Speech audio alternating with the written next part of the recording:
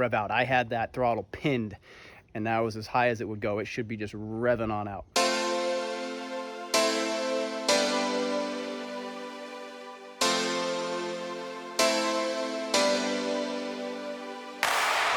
My coil just go. Yeah, that'll kill spark.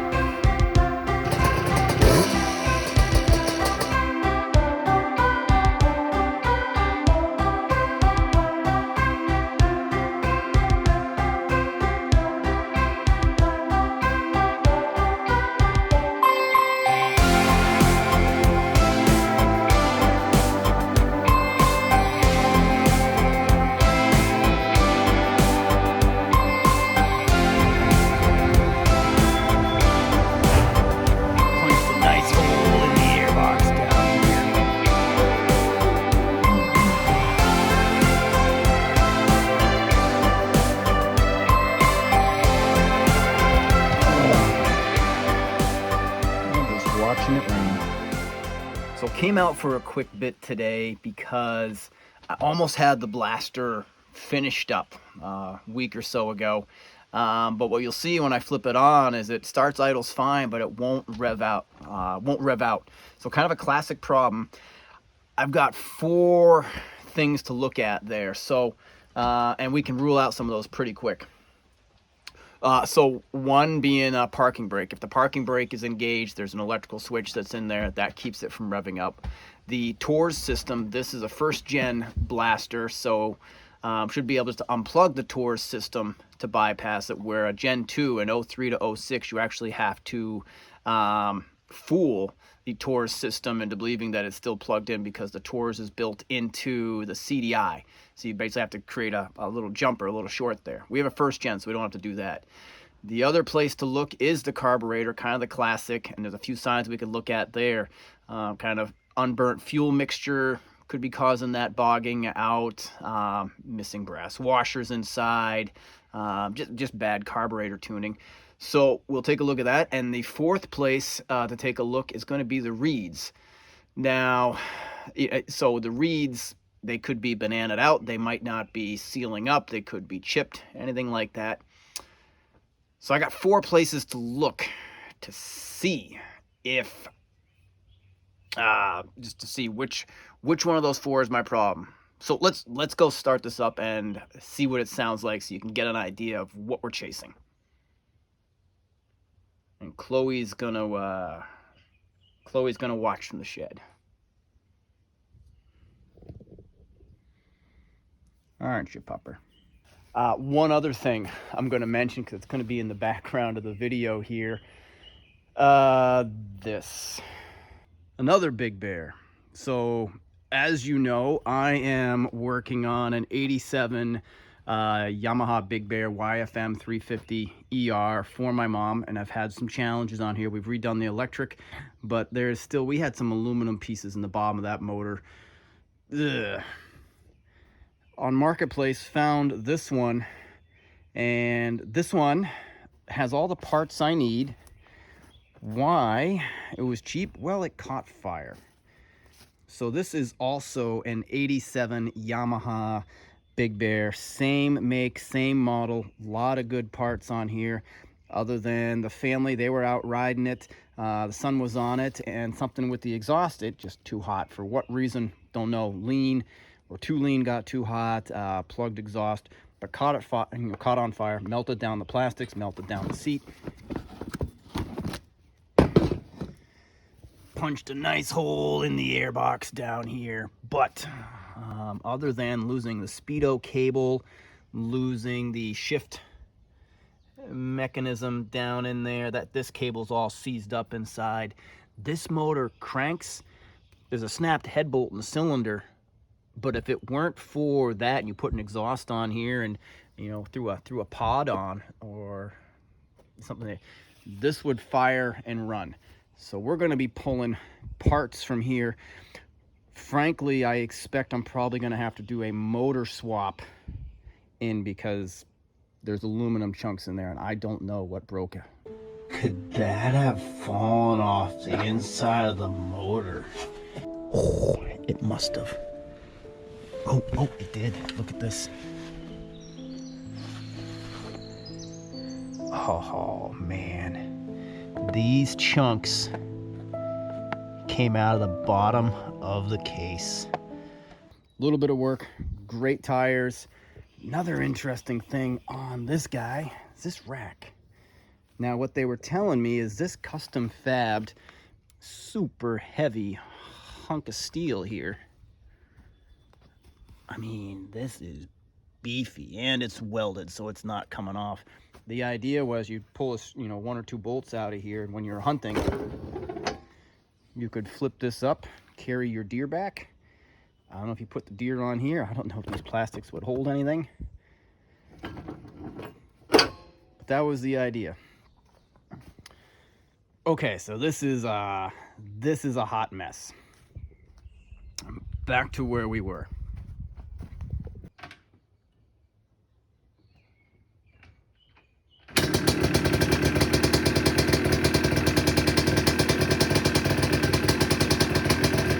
That's it starting cold, really nice.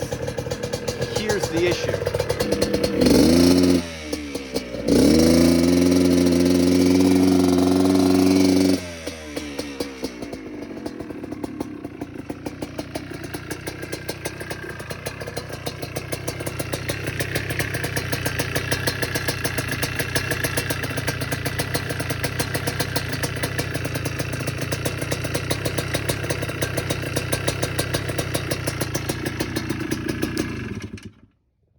So that's it. I can ride it around the yard, go through all the gears and all that, but it won't rev up. Off of idle, you get, 15, 20%, or really you get to the point where you're kicking into the main jet and the needle, and it just starts to won't rev out. I had that throttle pinned, and that was as high as it would go. It should be just revving on out. So let's eliminate a few of our issues here. So first, let's talk about the Tors system. This guy here, this is the Tors brain. We're unplugged. So there we go, unplugged from the brain. And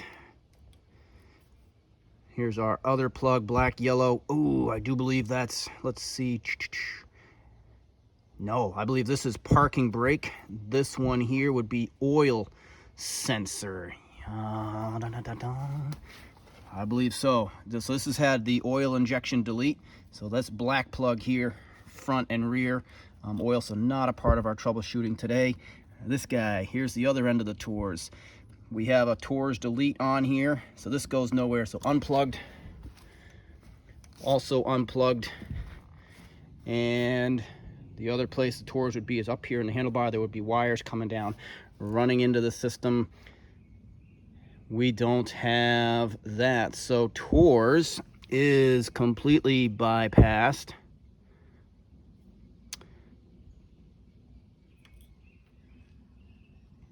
All looks good, grounded out, everything. That'd be the oil temp light, we're not using that. So the other thing to look at, so it's not Tors limiting it, and we're not a Gen 2, so we don't need to fool the computer. It would look entirely different. Parking brake. So if the parking brake is still an issue, what will happen is if this parking brake is open, there'd be some electrical in here where there's a little silver nipple that when it's depressed, you have continuity, everything revs out. But if the parking brake is set, something like so, you have no continuity and it won't rev out. Well, as you can see, there is no electrical left here, all gone, all stripped out. So parking brake is not a part of the issue. I'm going to make the guess that it's not the reeds either. Unless those reeds are really cooked, don't think that's what we're dealing with here. So confidently eliminating parking brake, confidently eliminating Tors, tentatively eliminating anything to do with the reeds. I'm going carburation, so I'm going to pull that carb off, and because it idles fine, I'm not interested in the idle. jets. I'm interested in the main jet, which I have swapped out. I went from a 230. This is a 250 that's in here because we're running an open air box and an aftermarket DG exhaust. So I am focused on the emulsifier tube. I don't think it's going to be the main jet. I'm going to check the emulsifier tube to see if something's out of whack in there. That's my guess. All right, let me pull this carb, get it opened up. Still chilling, pupper? I need a screwdriver and some gloves. This guy. And oh, gonna be time for more gloves. All right, guys, popped the carb off. Let's get this opened up. And in case any of you are going to ask about the quality of the jets in here, jets I'm using, they are from Jets R Us. Getting jets on Amazon, some of those places, just the quality control is all over the place. You can get a bag of jets and just the orifice in those jets, half of them will all be the same. You just gotta go get quality jets. So we can see the copper washer is down under this jet, this 250 jet, and this might be a size big, maybe a 240 is right. Let's get that copper washer. There it is. Copper washer is out. It's not immediately obvious to me how to get that emulsifier out unless I put the jet in. Try and pull the whole thing here.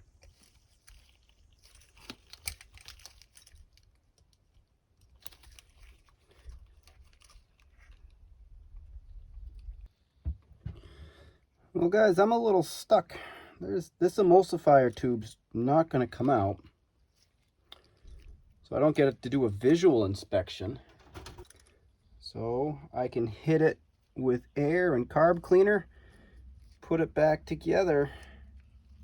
The other thing we can do if we still believe that the carb is the issue is I have a known good carb on my other blaster, so I can go and grab that and swap that in and see if that changes things. So we may end up doing that too. But let me try and clean this with air and carb cleaner, put this back together, and we'll decide our next step. All right, let's go see about the reed cage. That is a factory OEM reed box, and there's a lot of air around those reeds there. Let's go take a look at this. So what I'm looking at, these look to be a dual stage reed, and I say that because at lower RPMs this part of the reed will open up, and at higher RPM we have more suction. The rest of this reed body will open up. It's really wet here. Okay. But I don't want to see daylight through these, and I'm going to hold it up to the light for you. I suppose it's a little tough to tell there, but you can see some of that gapping on the left-hand side. So now that I'm losing my mind, I swear this bucket of bolts came with a new set of V-Force 4s. Oh, all right, I gotta dig around in all of this.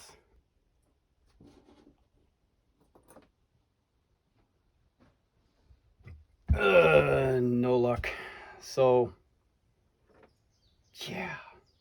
I actually had to go back and look at the videos I made of going through the milk crates of parts. I thought for sure that there was a V-Force 4 kit in there. There wasn't. This is what I have, the OEMs. So what I'm going to do with these reeds, I think they're probably Boyson reeds. They look like they're in fine shape with, other than that little bit of bananing. I'm going to flip the reeds over. So we'll take out these screws so we can take the reeds out. We'll flip them. Let's see. Oh boy. Well, let's take these apart and see, because I want to flip both parts of these reeds so that the curl closes them as opposed to them curling open. And then we're going to pop this all in and test. I know we've changed 2 variables. We've looked at the carb. Ultimately, I didn't find anything in there. I did blow out the emulsifier tube, but from what I can tell, the design is not for that emulsifier tube to come out. so I'm not touching that. So we're going to focus on this.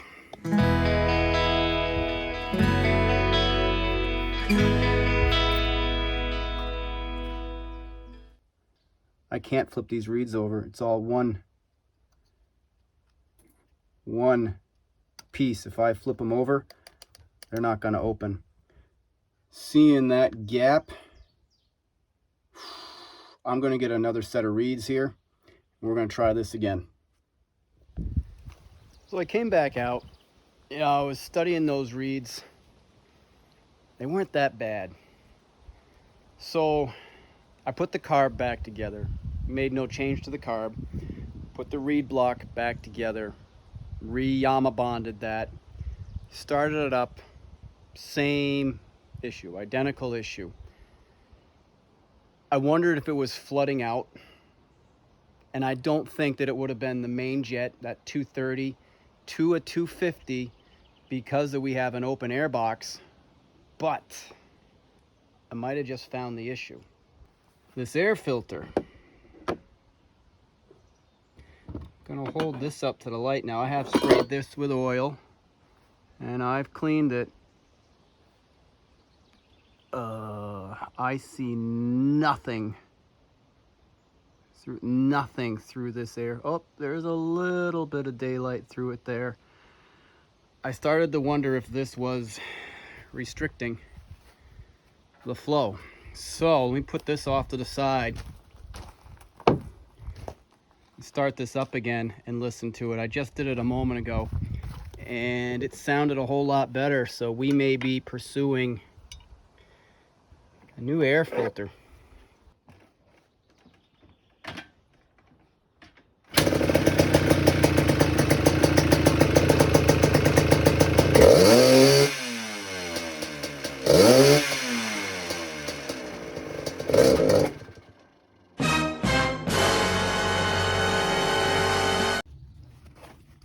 Seem to be leaking fuel again.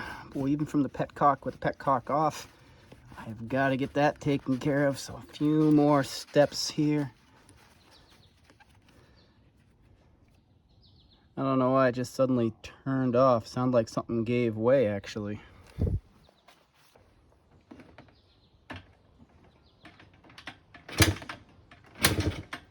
Wow.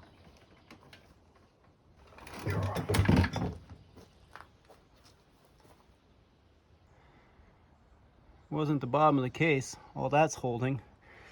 And that's because of how rich we were burning, blowing stuff out there because we were so restricted. That air filter.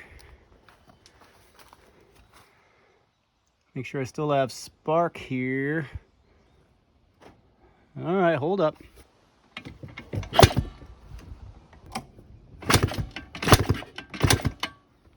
Okay, yeah, that's what happened. Spark went out right as we revved it up. Always something. Did my coil just go?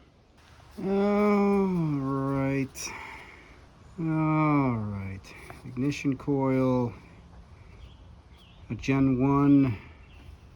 Yep, primary resistance 1.7. Almost 0. And the secondary should be almost 8. And let's look at our pickup coils and source coils. Test our stator for Gen 1, 2002 and earlier. So we'll check those. I actually wonder if my if my stator just spun, if the Woodruff key didn't hold. So I'm going to do a quick voltmeter check for the obvious things, and then I might just pop that side off. Wasn't what I was planning to do today. Start with the coil. 2 to 3 ohms. Secondary coil.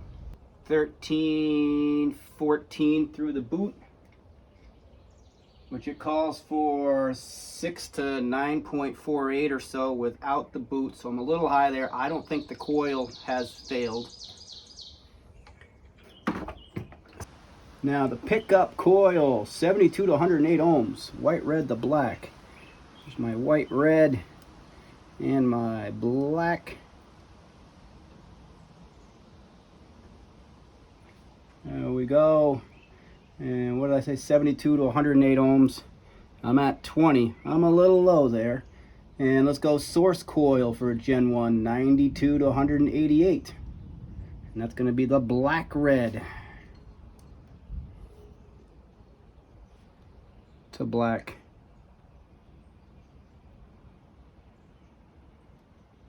Hmm.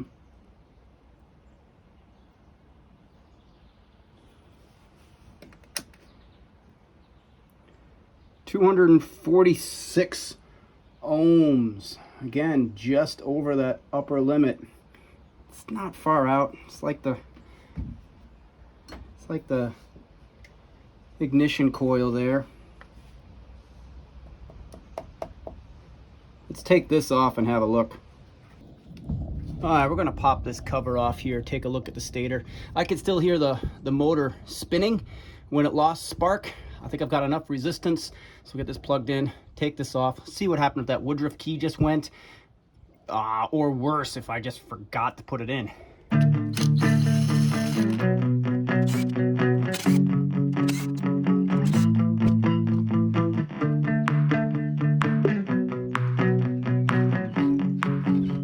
Oh, there it is. Yep. Just spinning.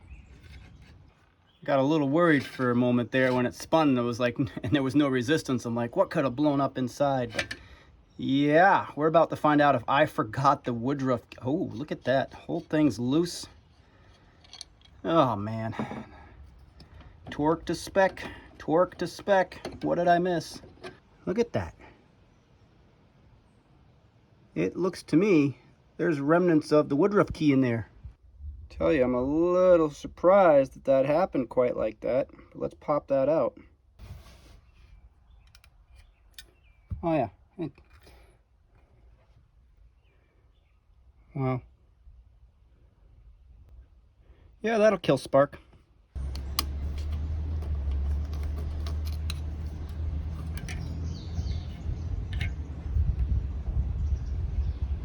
Oh, look at that. All right, let's get another key. I actually have a whole bag of keys in here. Let's get this out.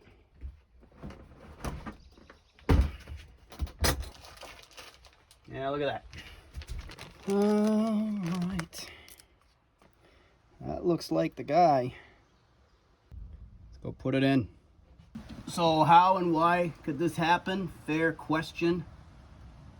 If I didn't have this thing torqued down right and it had a chance for that nut to come loose, it absolutely would get the get enough torque on it to. I need a pair of needle nose. There we go. Would absolutely get enough torque to rip it apart. All right, new key. Let's get our flywheel back on there. Make sure it's on nice and tight.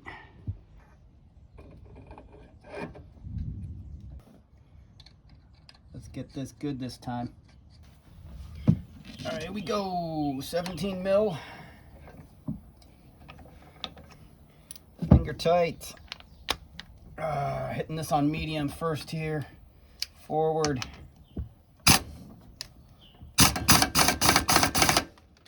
And I'm going all the way now.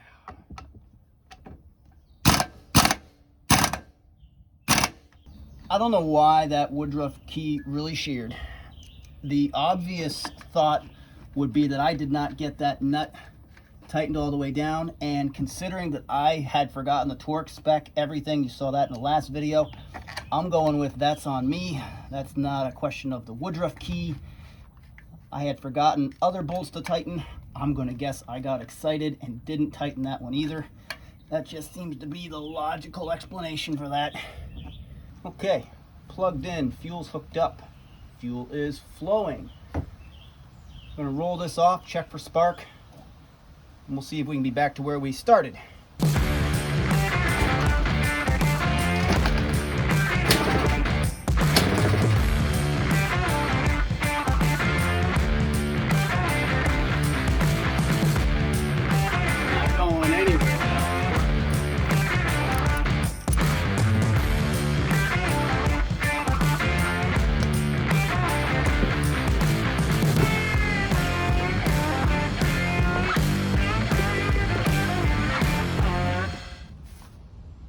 think it's fixing to rain hard here shortly. Hear the thunder rolling in. Let's see if I got this.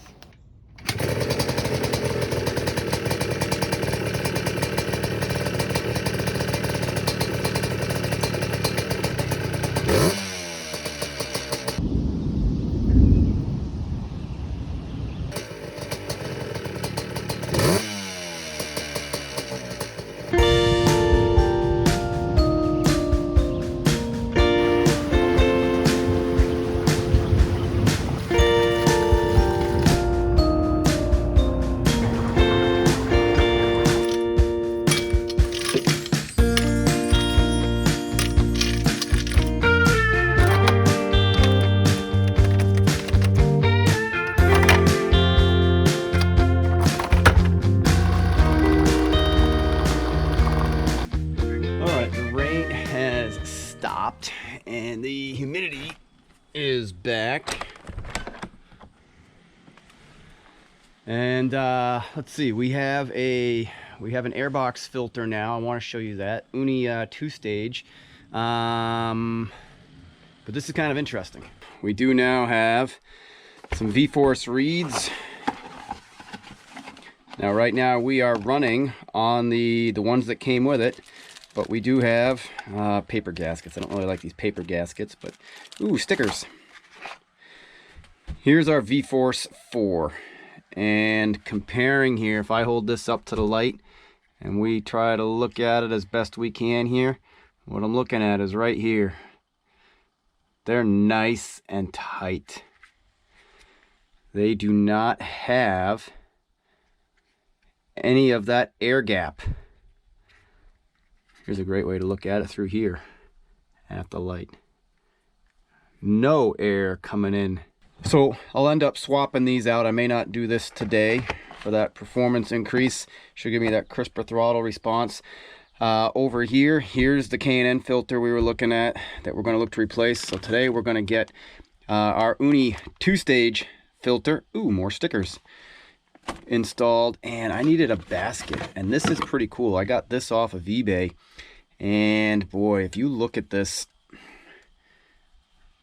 might be hard to see there, but if you look at this is 3D printed.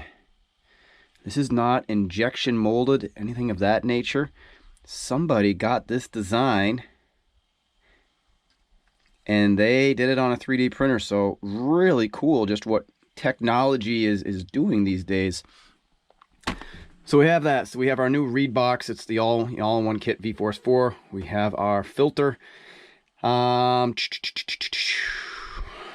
Let's go outside.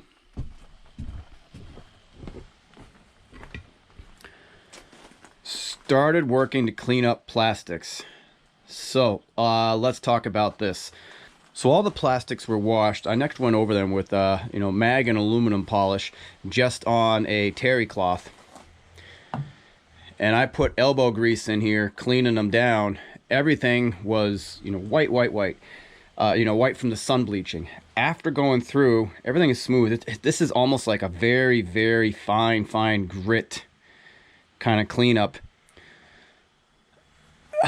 So everything is smooth, but it didn't bring any color back. So what we have done here now, this is your boiled linseed oil and paint thinner combination. Essentially for me it's about a 50-50 split. I know a lot of guys, they say 60-40. I just kind of eyeballed a 50-50. Again on a terry cloth. Wiped this side down, underneath, both sides, everything, twice anyway. I mean, spent some time wiping. And you're starting to see now after 2 wipes, and it has been sitting here about 2 hours. I have not wiped everything back off. It's been sitting, absorbing for 2 hours or so. So you have one side, and you can compare that one side to this side. This side has had the mag polish, and that has just done nothing for the sun bleach. This transition line right here is where I was doing the combination boiled linseed oil and paint thinner right up to this point. So I'm going to do the rest of this, and I'm going to show you that process. Here's a fender that I spent some time on. Needs to be wiped down with a clean cloth. This had the mag polish on it, followed by the boiled linseed paint thinner combo. Needs to be wiped down. Really brought the color back. Just took a lot of time and elbow grease. You'll still see that there's the flex marks in the plastic on the blue. A lot of blue plastics, if you bend the plastics, these marks tend to stay.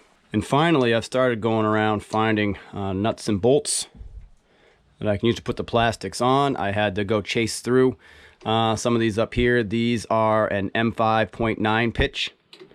Also on this side, and everything else here, these are an M6 1 pitch, and these are just going to be through bolts. So that's where we are now. So I'm going to start doing that last piece of plastic there, wiping everything down. I have a fairing I haven't touched. Here's an original fairing from how it came in the box of parts. There's an original fairing. A little dusty with pollen right now, but still has decals on it. You'll see the flex marks, some original stickers, sun faded. Certainly you put it up next to everything else, you can see those some color difference. Haven't even washed this one up yet, so I've left this one untouched to show you what my process is for working to restore plastics. So first, let me let's get that air filter in. Let's start there.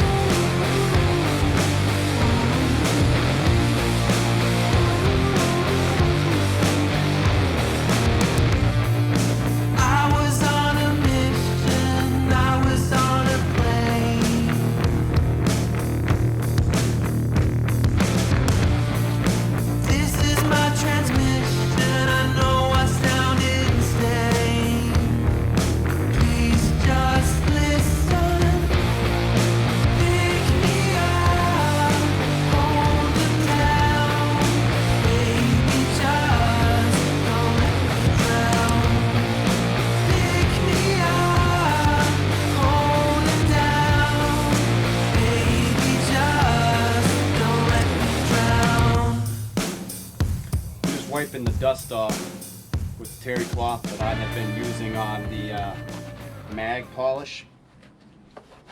Getting the loose stuff off here anyway.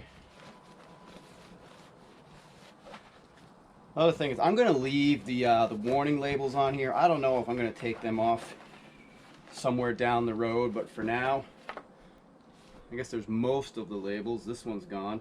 I could just drill the rivets out. Maybe I will. You know what? I'm not going to do that right now. This is refresh time. It's refresh time, but I'm going to leave the panels. I'm going to grab my heat gun. I'm going to pull these 3 stickers off, and then we're going to do the boiled linseed on here and see what this one can do. This is just all kinds of funny discolored.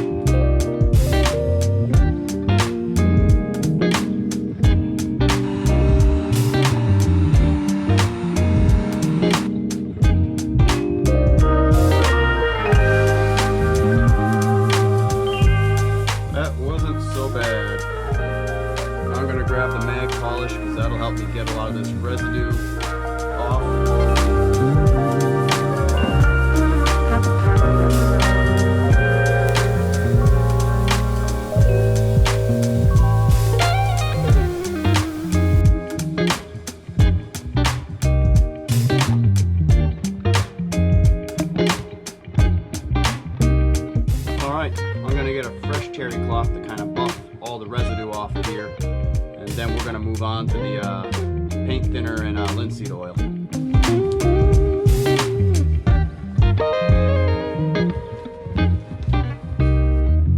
Already remarkably better. Getting closer to matching.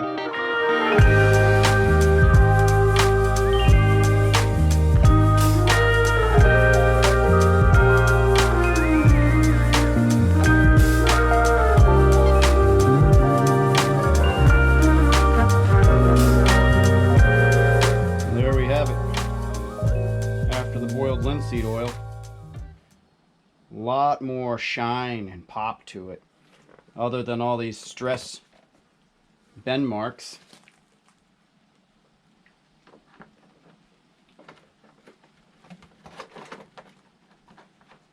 Now I'm just wiping down. Like I said, these have all been sitting out here absorbing that mixture now for 2 hours. So everything that didn't get absorbed in, I'm just wiping off with a clean terry cloth. End of the day, I suspect I will SC1 this when I'm all done pulling together, cleaning everything up. Just for that last little bit of protection.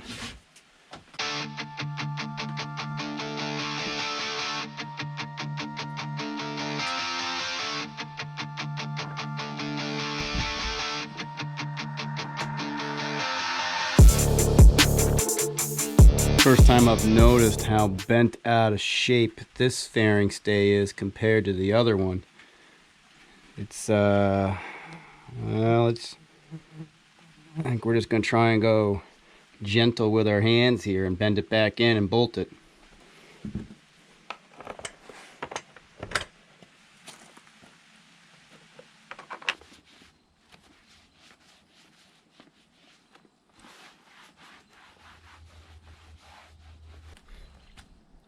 Alright, we actually have 2 seat options that came with this here. We have this red and black, and we have this slate and blue. And this slate and blue, the fella said, was custom made for him by a family member. They made this seat cover, so it needs a real deep cleaning here. I just gave it a quick spray to protect it, but both of them have some mud staining. Question is, which one? The blue or the black? Oh, let's go set them both on there.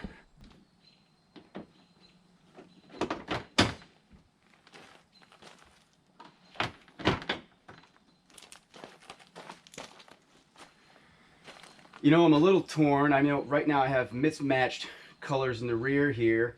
Red chain, red. It's very red, white, and blue, but I think I like that slate. All right, guys. I'm calling this one refreshed, back on the trails, fully operational. I'm even going to call it reliable. Oh, that was a little more than I thought it was going to take to get it out of the milk crates and back on the trail. But we'll sit down and go over the Excel sheet I've been keeping of all the parts and everything I had to put in this to get it refreshed. And we'll talk about that story, because there were some surprises here with the crank. And considering we want to do some upgrades, instead of going stock, we went +3. But,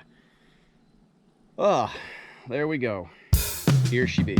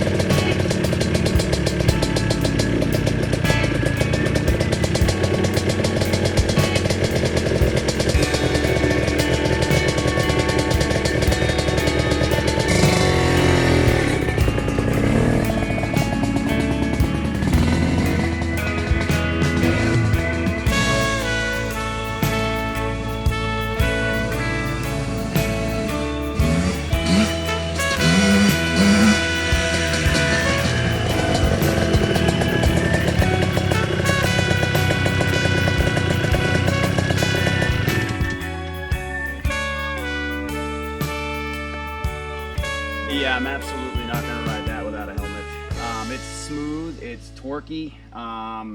It's got pep in second gear. It wants to get up and go.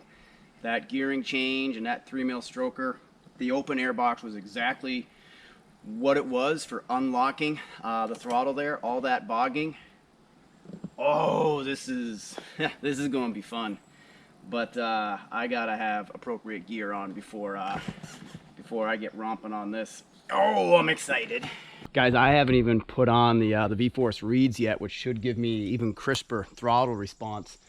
But it's gonna get up and go. So, yeah. Next time we're gonna break it in and throttle it up and just really start to see what we can do to unload and maybe break something. As always, thanks for following along. I enjoy making these videos. I'm always learning something. There's plenty of times I think I get it right, and then I do it a second, third, and fourth time. Get a little better each time. But it's really, boy, it's really great to be able to work on your own things and get something literally from a box of parts up and running. Very satisfying. So feel free to post in the comments, ask questions. I'll answer what I can. But thank you for watching, and I hope you've enjoyed.